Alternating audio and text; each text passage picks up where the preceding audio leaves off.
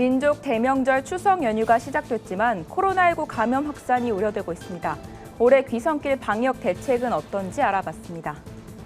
인생의 여러 고민에 부딪혔을 때 기도의 동기와 능력을 되찾을 수 있도록 돕는 신간을 소개합니다. 3개월 시한부 선고를 받고도 암과 행복하게 동행한다며 13년째 암 치유 사역을 펼치고 있는 신갈랩 선교사를 만나봤습니다.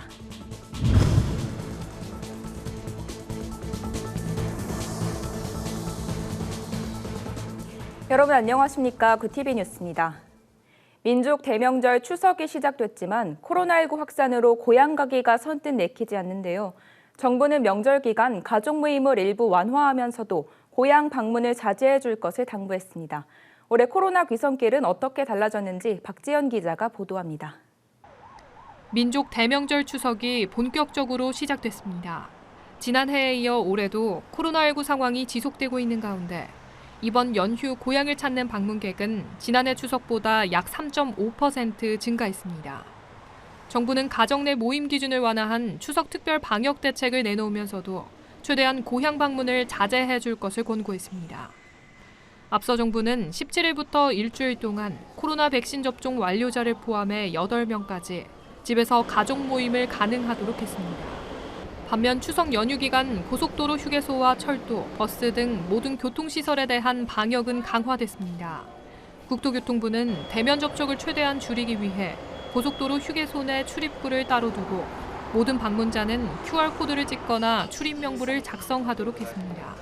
또 모든 실내 매장에서는 좌석 운영이 금지되고 포장만 가능합니다. 지방 등 외부 유입이 많은 고속터미널과 기차역은 시민들이 안전하게 이용할 수 있도록 방역 소독을 강화하고 사전 점검을 통해 코로나 확산 방지에 만전을 기하고 있습니다. 특히 이번 추석에는 귀성 귀경길에 진단검사를 받을 수 있도록 임시 선별검사소와 선별진료소를 계속 운영하기로 했습니다. 연휴 중 매일 약 564개소의 검사소가 운영되고 버스터미널과 기차역 등 17군데서 진단검사를 받을 수 있습니다. 고향을 찾는 시민들은 코로나19 감염이 우려되면서도 철저히 방역수칙을 준수하며 안전한 추석 연휴를 보냈으면 좋겠다는 바람을 전했습니다. 시국이다 보니까 조금 아무래도 걱정되는 부분이 없지 않을 수는 없죠. 코로나가 지금 다시 확산될까 봐 좀 걱정이긴 한데 그래도 추석이다 좀 보고 싶은 사람들 보면서 추석 잘 보냈으면 좋겠고 다들 방역수칙 잘 지켜주시는 게 좋을 것 같아요. 지난해 추석보다 고향을 찾는 방문객들의 이동량이 증가한 가운데 무엇보다 정부 방역 지침을 지키는 스스로의 노력이 중요해 보입니다. 구TV 뉴스 박재현입니다.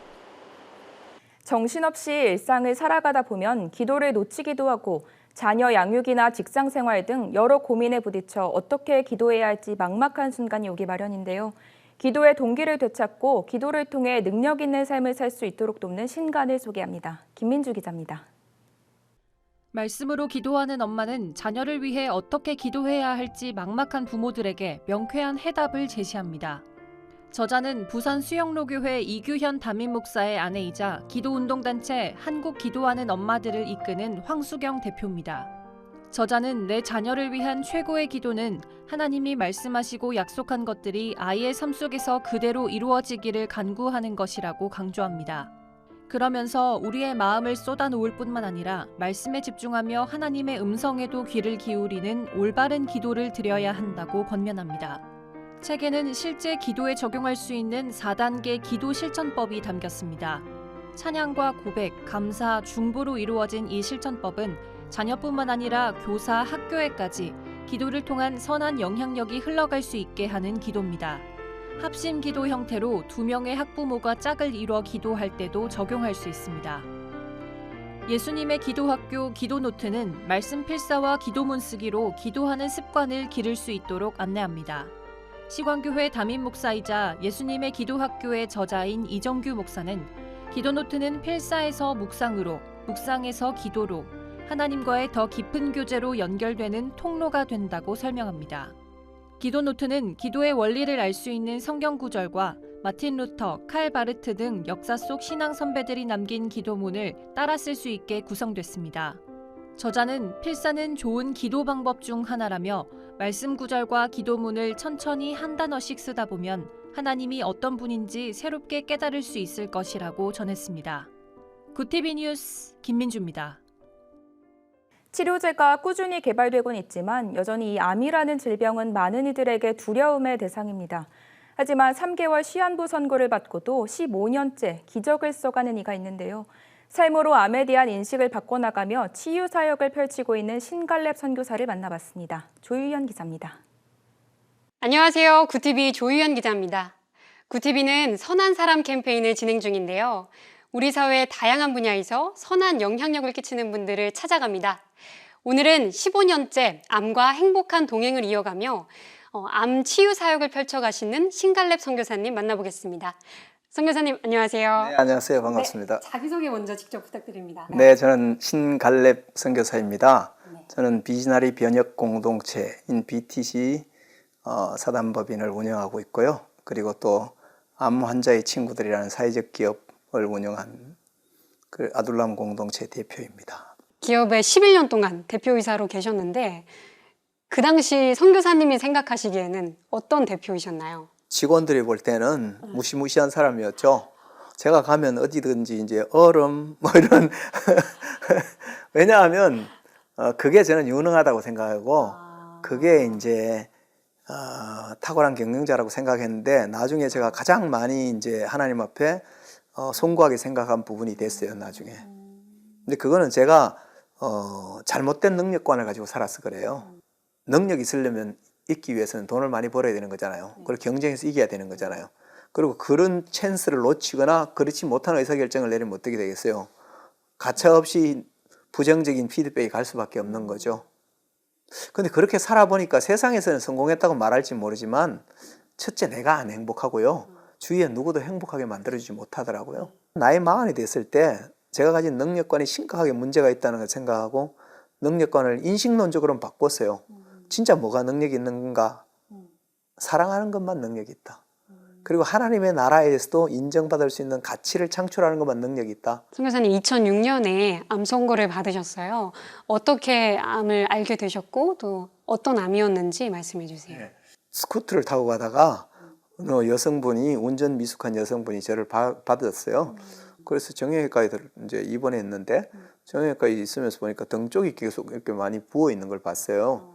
그래서 저는 이제 교통사고의 후유증이라고 생각하고 처음에는 이제 혈종, 피가 흘러나서 그런가 보다 이렇게 생각했거든요.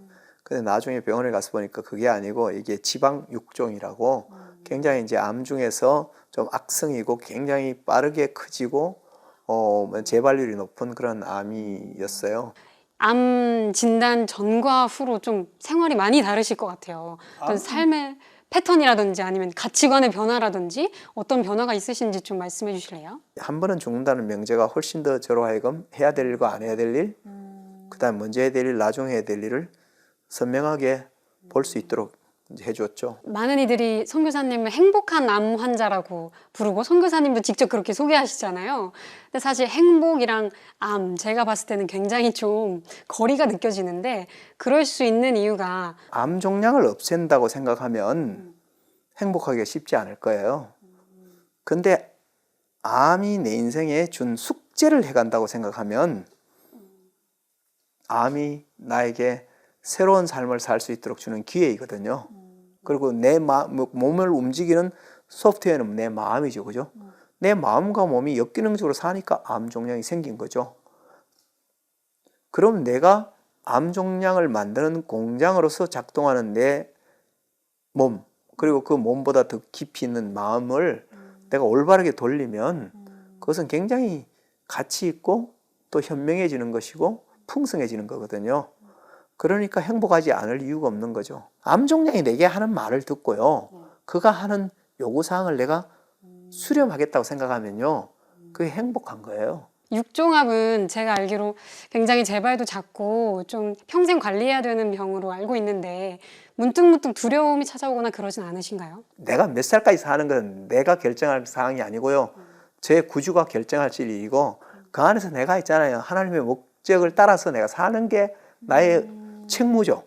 그렇기 때문에 제가 뭐 죽을까 겁나고 이런 생각을 전혀 안 해요. 지금 뭐 아둘람, 암 환자의 친구들 이렇게 하고 계시잖아요. 네. 각각 좀 어떤 뜻이고 어떻게 이 사역을 해야겠다 마음 먹었는지 좀 궁금합니다. 성경에 보면 중풍병자가 있었는데 친구들이 그를 데려가서 예수님을 만나게 해주려는데 못 만났어요. 지붕을 뚫고 침대째 달아내린 사건이 있잖아요. 제가 한참 아플 때 그 성경에 있는데 그 사람은 자기가 움직이지도 못하는데 참 행복한 사람이 생각이 들었어요. 거기 보면 뭐냐 하면 사람들이 4사람에게 그를 매어갖고 왔거든요. 그 프로젝트를 추진한 사람은 기획위원이 최소한 3명 이상, 실행위원 4명 이상, 최소한 7명 이상의 사람이 그걸 한 거거든요. 그래서 제가 하나님께 기도했어요. 하나님, 제가 다른 사람 다 이 암 때문에 나 죽는다 그러는데 하나님이 저를 긍휼히 여기서 살려주시면 제가 암 환자의 좋은 친구들이 되어주고 싶습니다. 아둘람은 어떤 의미예요? 다윗은 이제 아둘람에 들어가기 전까지는요, 단순 정치 망명객이었어요. 근데 아둘람에 갔을 때 벼룩의 간을 빼먹는다고 자기 몸도 건사하기 힘든데 환난당하고 빚지고 원통한 자가 400명이나 모여들었거든요. 환난당하고 빚지고 원통한 사람들이 그 실존적인 문제가 해결되는 회복이 일어났죠. 그 다음에 또 한 가지는 그들이 진리의 말씀 안에서 훈련되어진데 다윗의 시편에 보면 소자들아 너는 내게 와서 들어라. 내가 여호와 경외하는 법을 가르치겠다. 한 게 그 아둘람의 산이 얘기예요. 그 다음에 또 한 가지가 그들이 전쟁을 치를 수 있는 군사들로 무장돼서 그들이 일어나서 다윗 왕국을 새로 세웠거든요. 그래서 다윗 왕국에 있잖아요. 비서실장, 국방부 장관, 법무부 장관 다 아둘람 출신이에요. 그래서 저는 뭐냐면 제가 암 때문에 이 대한민국 체복단에 49에 내몰렸지만 인생의 최고의 절정기죠. 그렇지만 내가 이곳에서 첫째 내 스스로 회복되고 또 진리의 말씀 안에 무장될 뿐만 아니라 이곳에 찾아오는 사람들이 그렇게 구비되고 그래서 다윗이 일어나서 새로운 왕국, 다윗 왕국을 건설했던 것처럼 하나님 나라의 새로운 지평을 여는 곳이 됐으면 좋겠다. 이 아둘람에서 매달 힐링 캠프 열고 계시잖아요. 어떤 커리큘럼으로 이 암 하는 분들이 좀 힐링을 체험하고 계신지 커리큘럼 얘기해 주세요. 9박 10일 캠프는요. 네. 아침에 6시부터 이제 풍욕을 해서 실질적으로 이제 몸속에 독소를 배출하는 것부터 시작해서 풍욕이 끝나고 나면 다 모여서 아침에 묵상을 합니다. 이제 새벽 기도는 안 해요. 대신에 하나님의 진리의 말씀 앞에서 자신의 삶을 정돈하고 생각을 해가는 것을 훈련하는 그렇게 하죠. 묵상하고 묵상 나눔을 하는 것이 한 50분간 합니다. 그 끝나고 나면 체조를 이제 30분 정도 하고 그다음에 아침 식사하고 나면 좀 쉬고 10시부터 12시 반까지는 제가 강의를 하고요. 이제 강의 내용은 첫째는 이제 암이 뭔지 정확히 이해하고 회심하는 것 첫 번째, 두 번째는 정확하게 진단하는 것. 암이 뭔지에 대해서 과학과 기술로 진단하는 것만 가지고는 부족해요. 진리로 진단하는 것이 뭔지를 하는 것. 그다음에 이제 올바르게 처방하는 것. 그다음에 세 번째는 강력하게 치유하는 것. 그런 이제 세션으로 9박 10일간 진행됩니다. 이 선교사님 앞으로의 이 사역에서도 많은 열매가 참 기대가 되는데 앞으로 혹시 새로 계획하고 계신 어떤 암 치유 사역이 있으실까요? 암의 문제가 아니라 삶의 인생 전반이 새로워지는 것. 그래서 저는 SR이라는 프로그램을 진행합니다. Enjoy and Sharing Abundant Life.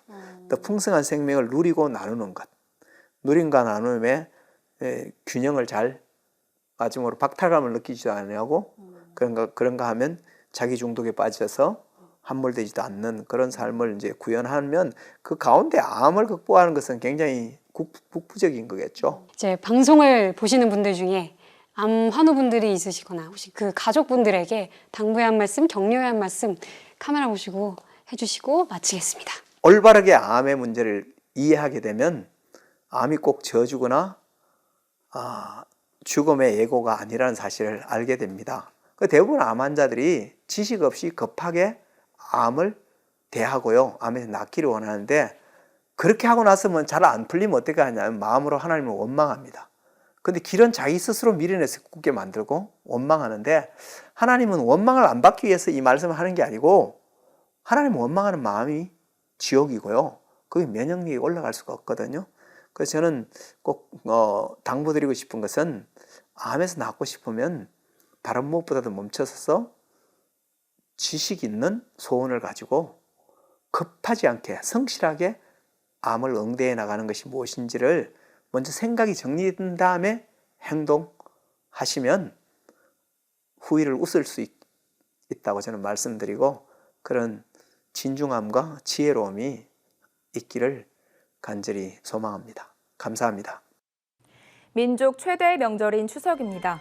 개인 방역과 사회적 거리두기는 철저히 하되 우리 주위의 이웃을 돌아보는 여유를 가지시기 바랍니다.